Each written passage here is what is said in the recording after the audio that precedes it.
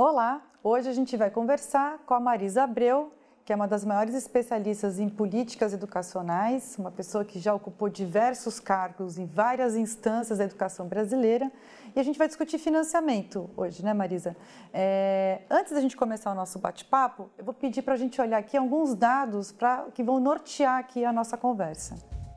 O valor investido por aluno no ano varia quase 7 vezes no país. Uma escola no Rio Grande do Sul investe quase R$20 mil, enquanto no Maranhão os recursos não chegam a R$3 mil por aluno por ano. Municípios de nível socioeconômico baixo têm em média apenas metade dos recursos por aluno que dispõem os municípios de nível socioeconômico alto. O Fundo de Manutenção e Desenvolvimento da Educação Básica tem uma grande importância para as contas de muitas redes de ensino. Para cerca de 1.000 municípios, o fundo responde por mais de 80% dos recursos de investimento em educação. Bom, a gente viu aqui nos dados que a gente ainda tem uma discrepância muito grande em relação ao que é investido entre os alunos brasileiros. E a gente também sabe, né, Marisa, nós que militamos na educação, que a educação é a principal ferramenta de igualdade de oportunidades. Então, assim, na verdade, a gente deveria investir mais nos alunos mais pobres em relação àqueles mais ricos. E não é o que tem acontecido no Brasil. Então, o que eu queria que você explicasse um pouco aqui para a gente primeiro, por que o Fundeb? O Fundeb que é uma política muito estudada, inclusive muito festejada fora do país, né? Assim, ela tem realmente um reconhecimento muito forte internacional. Qual que é essa importância do Fundeb e por que a gente ainda tem essa discrepância tão grande de investimento no país? Pois é triste isso, né? Esses dados são tristes. Justamente a partir dessa colocação que tu fizesse, nós vivemos uma sociedade muito desigual e a educação tem que cumprir um papel fundamental de igualar oportunidades, das pessoas começarem a vida com condições iguais. Depois cada um vai fazer o que gosta de fazer e vai se esforçar na medida do que achar importante. Mas essa desigualdade original é incrível. Nós temos que entender esses dados. O Brasil tem na Constituição brasileira que todos os estados e os municípios têm que investir no mínimo 25% da receita de impostos em manutenção e desenvolvimento do ensino e a União 18. Além disso, tem o salário educação, que é uma contribuição social paga pelas empresas, recolhida pelo INSS, junto com os outros pagamentos sobre a folha de pagamento, distribuída para a educação básica, e tem, nesse cálculo do valor que está ali, foi considerado também, os programas federais universais, que a União repassa recursos para todos os entes federados do Brasil, como merenda e transporte escolar, por exemplo. Aquela diferença ali, Priscila, já é com o Fundeb. Isso. Olha que horror, como o Fundeb fica, considerando todos os recursos que nós acabamos de descrever, entre 3 mil e 20 mil. Sem o Fundeb ficava menos de R$900 para R$56 mil. Olha que absurdo. Então, essa é a importância do Fundeb. É o fato de que ele reduz muito a desigualdade na disponibilidade de recursos por aluno entre os estados e os municípios brasileiros. Tem uma redistribuição intraestadual, o Fundeb respeita a federação, então os recursos do estado e dos municípios são distribuídos dentro do estado, e a complementação da União, que vai para aqueles que têm menos recursos, diminui a diferença entre os estados brasileiros. Diminui a diferença entre o valor por aluno nos estados do Sul e do Sudeste em relação aos estados do Norte e do Nordeste. Agora, a gente precisaria ter um Fundeb ainda mais redistributivo. Mais, exatamente. Eu ia fazer justamente essas duas questões. Primeiro, por que o Fundeb é tão comemorado? Porque numa sociedade tão desigual, com a produção econômica tão concentrada, com regiões mais ricas, outras tão mais pobres, a gente sempre brinca dizendo o seguinte, 25% de impostos, de muito imposto é muito dinheiro, 25% de nada é nada. Por que o Fundeb é tão importante? Porque ele faz essa redistribuição de recursos públicos dentro de cada estado e mais a complementação da União, numa função pública que é fundamental para garantir a igualdade de oportunidades, que é a educação. Agora, ainda é insuficiente. Isso. Nós precisamos de mais Fundeb.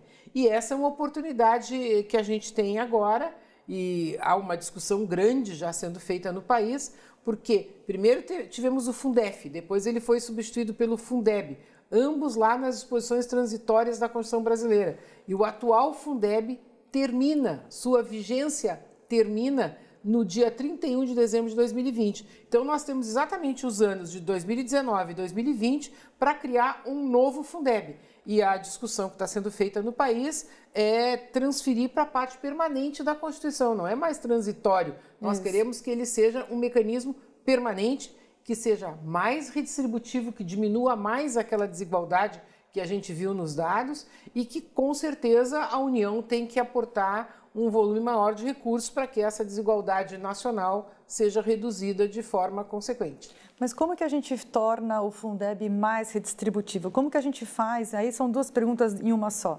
Primeiro é como que a gente faz isso? Assim, quais são os mecanismos que vão fazer com que a gente tenha mais recursos saindo de estados e municípios que arrecadam mais e, portanto, tem mais recursos por aluno, indo para os municípios e estados mais pobres? Assim, como que seria esse mecanismo?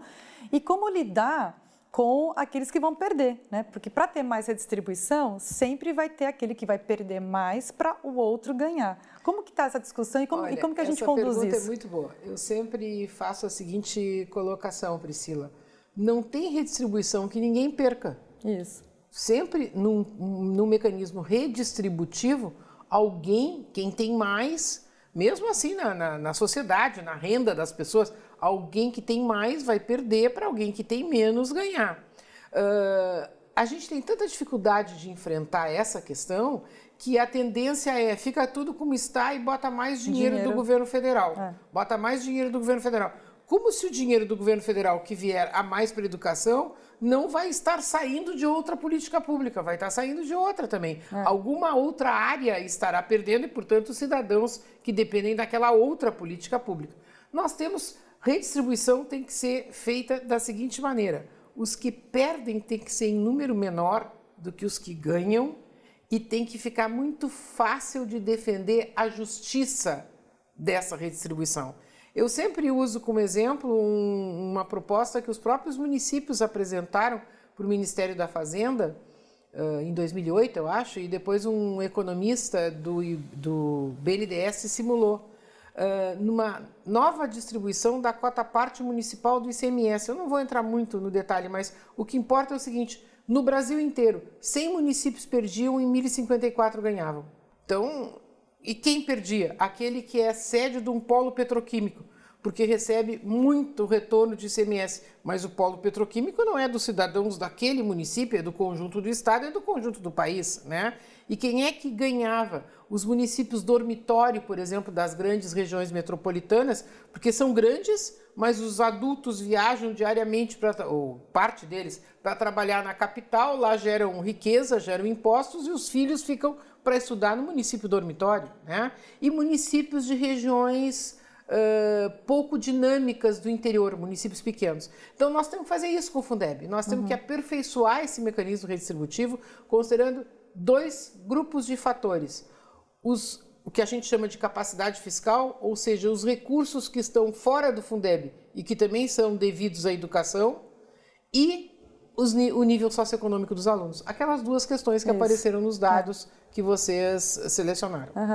E aí eu queria só também entender assim, a tua opinião em relação a mais um terceiro parâmetro, que são os indutores de boa gestão, né? Então, seria o Fundeb, o novo Fundeb, uma oportunidade para a gente também conseguir colocar ali na sua fórmula de cálculo, né, na sua modelagem, indicadores para, de alguma forma, induzir comportamentos de gestão de estados e municípios para a gente conseguir fazer o seguinte: olha, estamos tendo um recurso considerável aqui para a educação, né? Estamos redistribuindo esses recursos, agora não dá para simplesmente usar de qualquer jeito. Seria possível colocar esse tipo de indução? Sim, a gente tem que discutir e aprofundar isso, porque a gente já tentou mais de uma vez e não conseguiu. O próprio Fundeb atual, na Constituição do Brasil, está previsto que uma parte da complementação da União poderia ser distribuída por programas de melhoria à qualidade da educação e não se conseguiu fazer isso. Agora, isso só vai dar certo se a gente articular bem com o sistema nacional, com a instância de pactuação federativa. Porque quem vai definir quais são as ações de gestão que dão certo e que devem ser financiadas com recursos federais para aqueles estados e municípios que têm problema e que aderirem, concordarem em executar aquela política que se tem evidências que dá certo. Então, que a União, que os recursos da educação precisam estimular boas práticas e levar bons resultados, eu acho que é tranquilo. O problema é como fazer isso. Como fazer? É uma parte da complementação da União, com que critérios, quem define, é isso que a gente vai ter que aprofundar. E o Fundeb não é tudo, né? E não é tudo. Então, assim, a gente tem outros mecanismos para poder promover a justiça, para ser mais redistributivo, e também para o governo federal, que é aquele que tem mais bala na agulha, induzir alguns comportamentos de gestão. Então, por exemplo, o PNAE, PDDE, então, assim, você acha que tem outros mecanismos que o governo federal pode lançar mão? Até porque, Priscila, só para não sei se todas as pessoas que estão nos acompanhando sabem disso, a complementação da União ao Fundeb, hoje ela vai para 9 estados e o conjunto dos seus municípios. É uma discussão que está se fazendo também em relação ao novo Fundeb, é que a complementação da União vá para ente federado, porque tem município. Rico e pobre é sempre uma questão comparativa, né? Mas tem município que tem mais recursos em alguns estados do Nordeste que não precisaria receber a complementação da União, porque é sede de um polo petroquímico, de uma refinaria, de uma hidrelétrica, né? E, em compensação, tem municípios que têm menos recursos nas outras regiões brasileiras que precisariam e não recebem. Então, a ideia é que a complementação vá para ente federado. O que vai significar? Uns 80% dos municípios do Norte e do Nordeste que recebem hoje vão continuar recebendo, mas uns 20% lá vão deixar de receber e uns 20% de municípios espalhados na região Centro-Oeste, Sudeste e Sul do Brasil vão receber. Né? Que hoje não recebem. Que hoje não recebem. Agora, olha só, a complementação da União ao Fundeb não vai para todo mundo. Então, nós deveremos ter outros recursos federais que poderão ser indutores de boas práticas. Como fazer isso é que é o problema, porque uma tendência do financiamento da educação brasileira é uma pulverização de recursos em transferências voluntárias, que não são merenda, transporte, etc., sem avaliação de impacto, sem saber, afinal, o que isso resultou. Agora, o melhor seria, assim, realmente a gente ter uma linha de gestão, principalmente do governo federal auxiliando estados e municípios sempre com essa escolha do socioeconômico, né? Claro. Então, olha, se a gente vai financiar escolas em tempo integral, vamos começar pelos alunos mais, porque é uma outra forma da gente redistribuir os recursos que não seja apenas pelo Fundeb. Critérios de capacidade fiscal e socioeconômicos são objetivos. São objetivos. Financiar práticas indutoras de qualidade é que é mais complicado. Eu acho que a gente não deve desistir, mas tem que ver direitinho como faz. Talvez não seja pela complementação da União ao Fundeb, seja por outro recurso. E tem que passar por uma pactuação entre estados e municípios. Exatamente. Esse é o grande debate, né? Como que a gente faz com que a educação seja um instrumento, um indutor de justiça social, de mais oportunidades, principalmente para os alunos mais pobres. Exatamente. Marisa, quero te agradecer por esse bate-papo. Esse episódio sobre financiamento da educação e todos os demais do Entrevista estão no Futura Play. Encontro vocês lá.